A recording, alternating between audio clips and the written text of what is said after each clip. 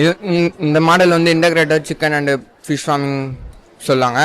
இது எப்படின்னு பார்த்தீங்கன்னா, இது வந்து கோழி வளர்க்குறனாலும் செடி வளர்க்குறனாலும் மீன் வளர்க்குறனாலும் தனித்தனி ஸ்பேஸ் தேவைப்படும். இது வந்து ஒருங்கிணைந்தது. இது வந்து வீட்டிலே வளர்க்குற மாரி பண்ணியிருக்கோம்.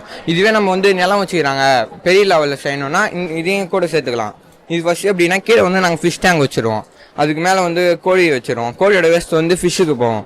ஃபிஷ்ஷோட வேஸ்ட்லேருந்து அம்மோனியா நைட்ரேட்லாம் செடிக்கு தேவையான சத்து வரும். அந்த சத்துலேருந்து இதை நாங்கள் தண்ணி மூலிமா பம்ப் பண்ணி இங்கே 2 ரேக்குக்கும் பிரியிற மாரி அனுப்புவோம். 2 ரேக்குக்கும் பிரியிற மாரி அனுப்பும்போது ஸ்பாஞ்ச் வந்து அப்சர்வ் பண்ணி வச்சுருக்கோம். எப்போ வந்து செடிக்கு தேவைப்படுதோ அப்போ ரூட் மூலயமா எடுத்துக்கும்.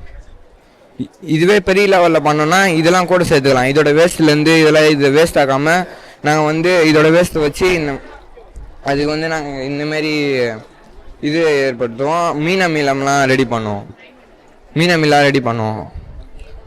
இதுலேருந்து வர வேஸ்ட்டை வந்து நாங்கள் மக்க வச்சு திருப்பி இதுக்கே வந்துடும்.